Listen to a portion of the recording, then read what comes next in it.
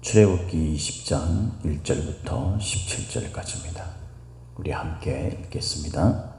하나님이 이 모든 말씀으로 말씀하여 이르시되 나는 너를 애굽 땅 종되었던 집에서 인도하여 낸 네 하나님 여호와니라.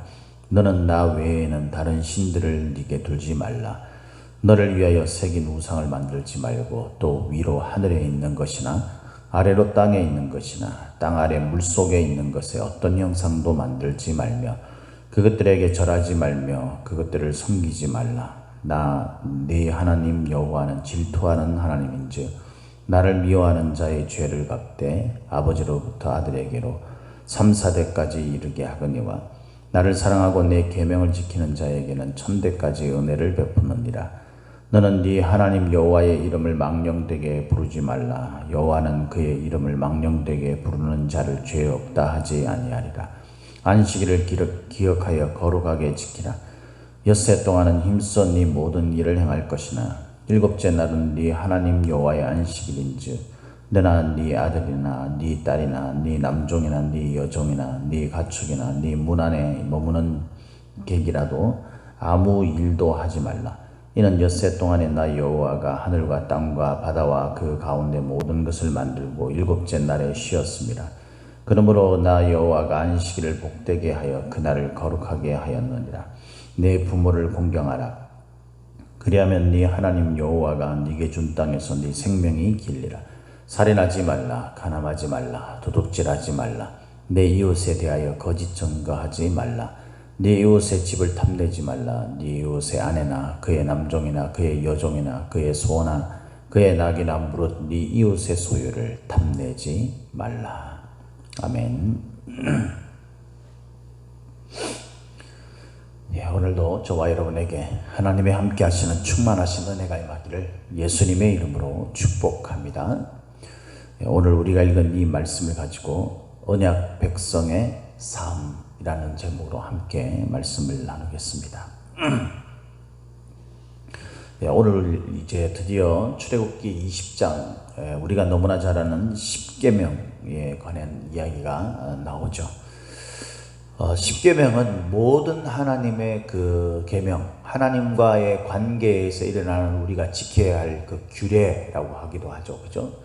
하나님의 말씀, 뭐 이런 그 좀 넓은 의미로 사용되는 그런 말들을 쓴다면 이런 것들의 가장 기본적인 어떤 그런 핵심이라고 말씀을 드릴 수 있습니다. 이 십계명은 오늘날의 이 십계명의 의미나 또 그 실행 방법에 대해서는 시대와 상황에 따라서 약간씩의 좀 차이는 있을 수 있으나 우리가 주의 깊게 마음속에 간직해야 될 것은 십계명이 가르치고 있는 그 기본적인 동기입니다. 가장 기본적인 그 의미를 우리 마음속에 여전히 그것은 살아있고 유효하며 또 우리가 지켜가야 할 그런 삶의 가장 기본적인 하나님과의 관계에서의 믿음의 원리라고 볼 수 있습니다. 우리가 이제 21장으로 넘어가면 이제 그 종에 관한 그런 것이나 이런 것들이 나오는데 그런 모든 법칙에 있어서 가장 기본적으로 우리가 좀 생각하고 그 기본적인 틀에서부터 이제 다른 것들이 조명되어져야 되는 이것이 그 십계명이라고 할 수 있는 거죠. 이 종에 관한 법 이것이 시대에 따라서 좀 다르게 의미가 읽혀지잖아요. 사실 그 우리가 이스라엘의 그 어떤 계명, 그 성경에 나오는 구약 성경에 나오는 그런 율법이나 이런 것들을 보면 오늘날의 그 모습과 상당히 다른 모습을 볼 수 있죠. 그리고 이해가 안 되는 것들이 있을 수 있습니다. 뭐 가장 쉽게 우리가 먼저 생각을 해보면 뭐 그 여성에 대한 어떤 그런 의식 이런 것들. 근데 우리가 그 당시 그 근동 지역의 그 고대법이나 그 고대 관습들을 보면 이 성경에서 말하는 그 여성에 관한 어떤 권리 이런 부분들이 얼마나 파격적인지 그것을 우리가 알 수 있어요. 그래서 시대에 따라서 그것을 적용하는 어떤 그런 범위나 또 내용이 조금씩 다를 수 있지만 그것에서 말하고자 하는 핵심은 과거나 그리고 오늘날에나 그리고 앞으로도 변하지 않는 것입니다. 그런 의미에서 이 십계명에 관한 이해는 우리가 살아가는 삶의 하나님과 우리와의 관계에서 또 하나님이 주신 그 공동체 속에서 지켜가야 할 그런 기본적인 원리라는 점에서 이 의미들을 깊이 묵상하고 또 바르게 알고 이것의 중대성을 깨달아서 실천해 나가는 것이 굉장히 중요하다라고 볼 수 있습니다. 이 하나님께서 이 십계명을 주실 때에 기본적으로 정해놓은 그 가장 기본적인 어떤 흐름이라는 게 있어요. 그게 뭐냐면은 하나님과 우리와의 관계입니다. 관계. 그러니까 하나님은 그냥 이스라엘 백성들을요, 막 그 이집트에서 이스라엘 백성들을 노예 생활을 시켰듯이 그 종처럼 부리려고 그렇게 우리와 관계를 맺으신 게 아니죠. 하나님과 이스라엘은 그 언약 백성이에요. 약속의 백성. 그러니까 이거는 분명히 하나님과 사람 사이에는 그 레벨이 틀리잖아요. 완전 차이가 있지 않습니까? 그럼에도 불구하고 하나님이 이스라엘 백성과 동등한 관계에 있는 것처럼 언약을 맺었다는 거죠. 약속을, 계약을 맺은 거예요. 그래서 하나님도 의무적으로 또 이스라엘 백성도 의무적으로 서로 쌍방간에 지켜가야 할 그런 원리 원칙이 있는 겁니다. 그 가운데서 하나님은 하나님이시고 이스라엘은 또 사람, 피조물에 불과한 그런 존재이기 때문에 그 하나님을 하나님답게 인정해야 되는 것, 그것에 대한 것 또한 하나님께서 또 말씀을 하시죠. 이것이 하나님과 이스라엘 백성들 사이에서 있는 그런 그 관계를 설명해 주는 아주 중요한 두 가지입니다. 그러니까 하나님과 이스라엘 백성은 언약의 관계, 서로 동등한 관계에서 지켜가야 할, 의무적으로 행해야 할 그런 것들이 있다라는 것과 그 속에서도 여전히 하나님은 하나님 되시고 이스라엘 백성들은 피조물. 그래서 하나님이 하나님 되심을 인정하고 그분이 말씀하시는 것에 대해 믿고 순종함에 따르는 그런 원리, 이 두 가지가 하나님과 이스라엘 백성들 사이에 있어야 할 기본적 흐름이죠. 이것을 말해주는 것이 이제 그 20장 바로 앞부분에 나오는 19장 후반부입니다. 그래서 이 이스라엘 백성들과 하나님 사이에 그 하나님께서 이스라엘 백성들 앞에서 얼마나 거룩하고 대단한 존재인지 그것을 이스라엘 백성들이 단순히 호기심이나 이런 것들을 가지고 접근할 경우에 그것이 얼마나 그 이스라엘 백성들 인간들에게 치명적인지 이것들을 이제 이야기하는 내용이 19장에 나오죠. 그죠? 19장 하반부에 나오지 않습니까? 그래서 그 속에서 요구되는 것이 이제 거룩이죠. 거룩. 그래서 하나님께서 이스라엘 백성들을 정해진 장소, 정해진 시간, 그리고 정한 사람 이외에 자기들의 어떤 욕망이나 이런 것들을 가지고 하나님을 대하려는 자들을 하나님께서 죽을까, 그들을 칠까 조심해라 너희들, 이렇게 말하는 내용입니다. 그리고 이제 20장 이 십계명이 딱 주어지는 거죠. 하나님 앞에서 이 모세가 그 십계명을 받고 돌아와서 1절에 보니까 하나님이 이 모든 말씀으로 말씀하여 이르시되 라고 이야기를 하면서 이것을 전달합니다. 그런데 어떤 이 말씀의 뉘앙스를 잘 읽어보면 모세가 말하지만 하나님이 말씀하시는 것으로 그렇게 이스라엘 백성들에게는 들려졌다는 거죠. 이것을 어떤 신학자들은, 성경 해석자들은 하나님께서 친히 말씀을 하셨다라고 이야기를 합니다. 이것을 이제 근거를 18절 말씀, 오늘 큐티 말씀은 아니지만 거기에 근거해서 그렇게 주장을 하죠. 뭇 백성이 우레와 번개와 나팔 소리와 산의 연기를 본지라 그들이 볼 때에 떨며 멀리 서서. 그러니까 하나님께서 이스라엘 백성들에게 친히 말씀하시는 그 어떤 위험, 이런 것들을 이스라엘 백성들이 직접 경험을 했다는 거예요. 그러니까 이 십계명을 지켜가는, 하나님의 원리를 지켜가는 데 있어서요, 굉장히 중요한 건 뭐냐면 하나님의 존재를 실제로 경험해야 한다는 겁니다. 이것이 되지 않는 경우에는 절대 하나님의 법도를 지켜갈 수가 없어요. 그러니까 교회만 단순히 나와서 하나님에 대한 그 믿음의 관계가 형성되지 않는 상황, 또는 믿음의 관계가 형성됐다 하더라도 그것이 굉장히 약화되어 있는 상태, 뭐 오늘날 코로나19로 인해서 우리들의 믿음의 상태가 굉장히 약화되어 있잖아요. 그런 상태에서는 절대 하나님의 법도와 규례를 지켜나갈 수가 없어요. 하나님의 말씀을 지켜나갈 수가 없습니다. 우리가 하나님의 말씀을 지켜갈 수 있는 것은요, 하나님과 관계에서 나오는 거예요.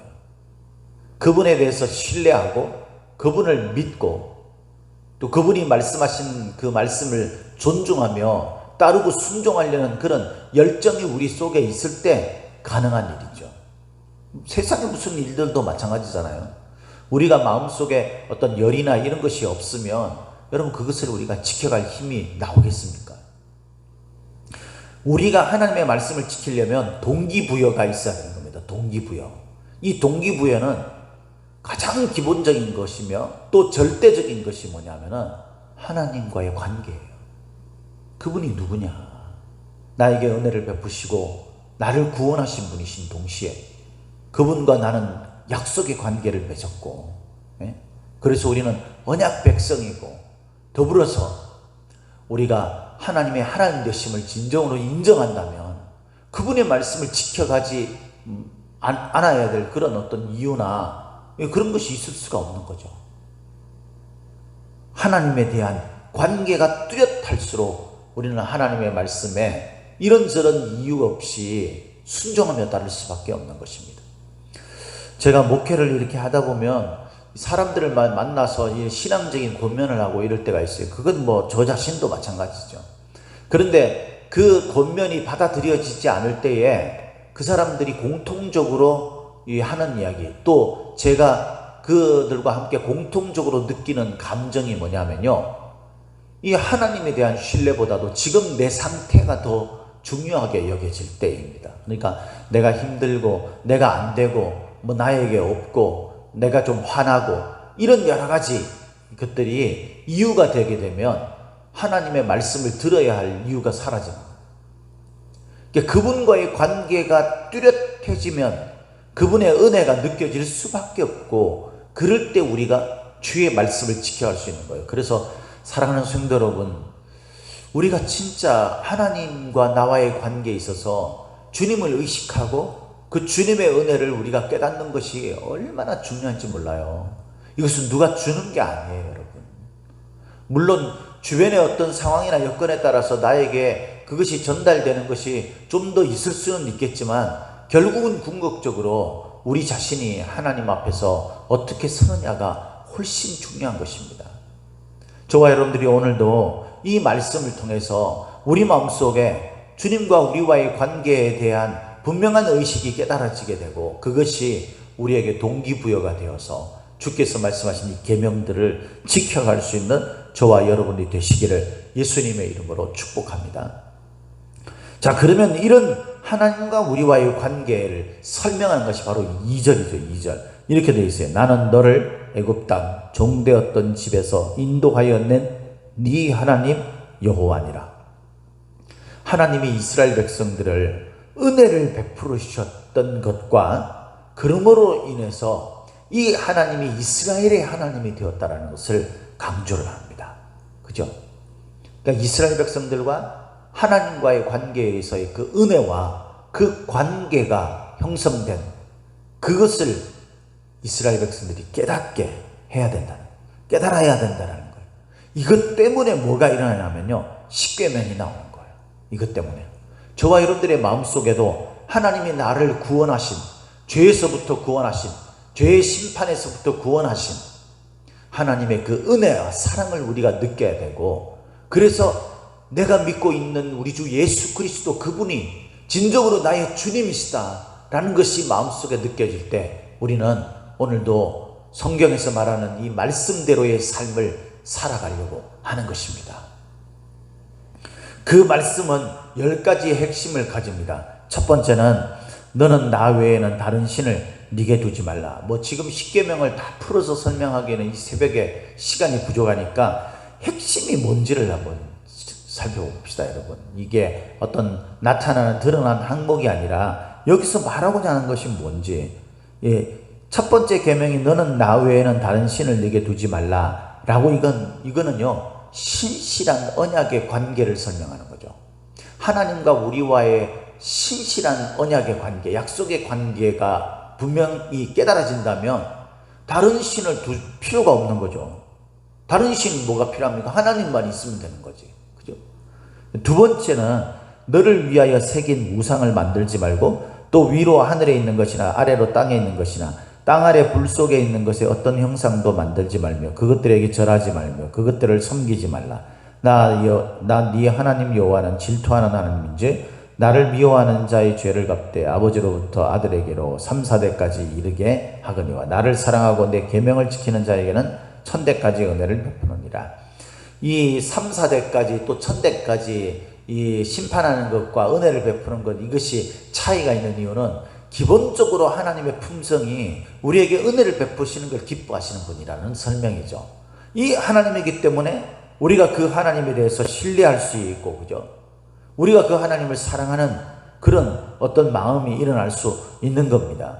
그러면서 이제 그런 마음이 우리에게 있다면 다른 신들이 우리에게 더 중요하게 여기지는 것이 될 수 없다는 거예요. 그러니까 우상숭배는요, 하나님 이외의 것들을 하나님보다 더 중요하게 여긴다는 거잖아요. 그래서 여기 처음 소도에 딱 나오는 게 뭐예요? 너를 위하여. 이게 우상숭배의 본질이에요. 그러니까 탐심이 곧 우상숭배라고 하는 이유가 뭐냐면 우리 자신의 마음속의 욕망, 욕구, 이것을 말하는 거죠. 그래서 나를 위해서 뭔가가 중심이 되면 그건 우상숭배가 되는 거예요. 여러분들이 지금 열심히 땀 흘리고 애쓰잖아요. 하나님과 우리와의 언약의 관계에서 보면요, 우리가 열심히 일해서 돈을 버는 것, 이것도 우상이 될 수 있는 거예요. 내가 사회적으로 인정을 받고 이것도 우상이 될 수 있는 겁니다. 나를 위하여라는 것이 전제될 때 여러분들의 상태는 어떻습니까? 지금 여러분 자신을 위해서 하나님보다 더 중요히 여기고 하나님 앞에서 그렇게 우리가 살아가는 모습이 있으면 그것은 우상숭배입니다. 하나님은 이 우상숭배에 대해서 절대 죄 없다고 말하지 않는다고 그랬어요. 그죠? 이 죄를 갚는 것이라고 했습니다. 하나님이 질투의 하나님이다라는 것은 이 질투의 하나님이다라는 것을 실제로 말하는 게 아니라 하나님이 그만큼 우리를 사랑하시고 우리의 사랑을 원하시고 계시다라는 의미죠. 너를 위하여. 그러니까 내가 나 자신을 위해서 우선으로 생각하는 것이 바로 두 번째 계명의 핵심이죠. 세 번째 계명은요, 너는 네 하나님 여호와의 이름을 망령되게 부르지 말라라는 거죠. 여호와는 그의 이름을 망령되게 부르는 자를 죄 없다 하지 아니하리라. 여기서 망령되다라는, 이 망령되게 읽는다라고 이야기를 하는 이것이 이 소위 말해가지고 이제 뭐 무가치하다 뭐 그런 의미예요. 그러니까 하나님의 이름을 무가치하고 헛되게 부른다라는 거예요. 이것은요, 관계의 존중입니다. 존중. 하나님을 내가 존중한다면 그분을 무가치하고 의미 없게 그렇게 부르는 게 아니죠. 내가 헛소리 하듯이 하나님을 이야기하는 거예요. 그것은 우리의 행동이 수반되지 않고 그냥 우리가 겉은 것만 그냥 습관적으로 내뱉는 것, 마치 중언부언하는 것, 그런 것처럼 말하는 것을 말하는 거죠. 네 번째는 안식일을 기억하여 거룩하게 지키라라는 것.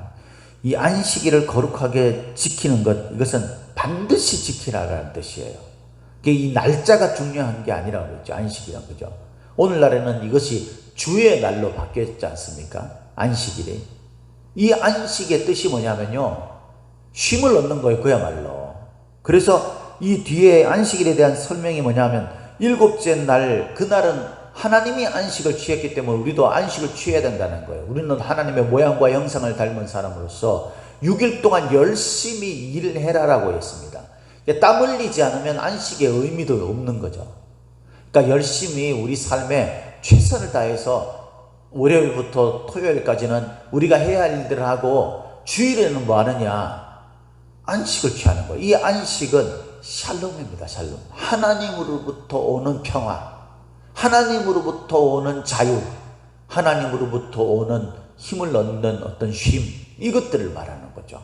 그러니까 이것이 하나님과 연관되지 않으면 안식일이 아닌 거예요. 안식일을 거룩히 지켜야 한다라는 것은요, 참된 쉼이 어디서 오는가라는 것을 상기하는 거예요. 그러니까 하나님과의 관계에서 온다는 것이 이 믿음 아닙니까?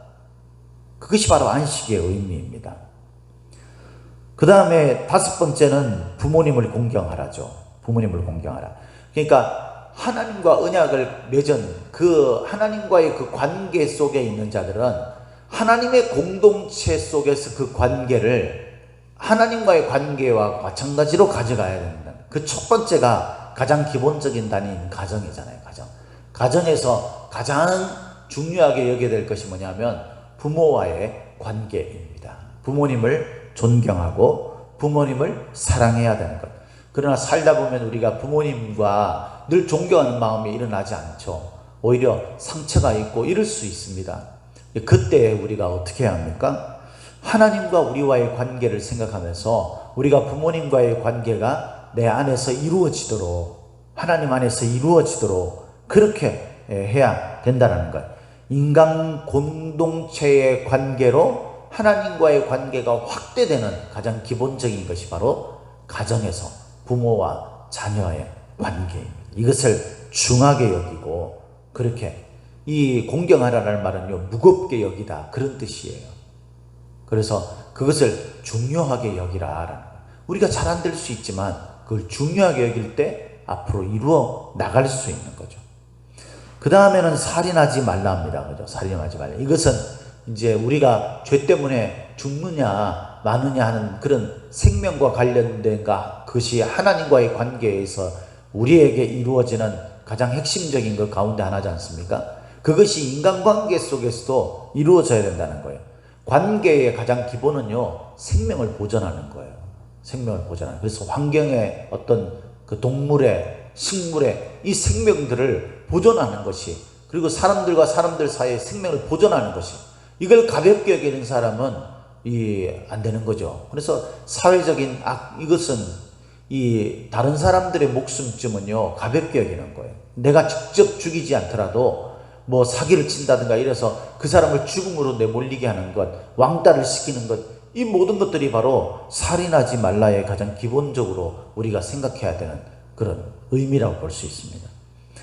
그 다음에는 간음하지 말라죠. 이건 성결과 성적 지조를 말하는 거예요. 하나님과 우리와의 관계의 기본은 거룩이라고 그랬죠. 성결이라고 그랬어요. 성결. 그죠? 그것이 사람들과의 관계 속에서도 이루어져야 되는 거예요. 그걸 말하는 것이 바로 간음하지 말라입니다. 그 다음엔 도둑질하지 말라죠. 이건 하나님의 채우심을 신뢰하면 도둑질을 해야 될 이유가 없는 거잖아요.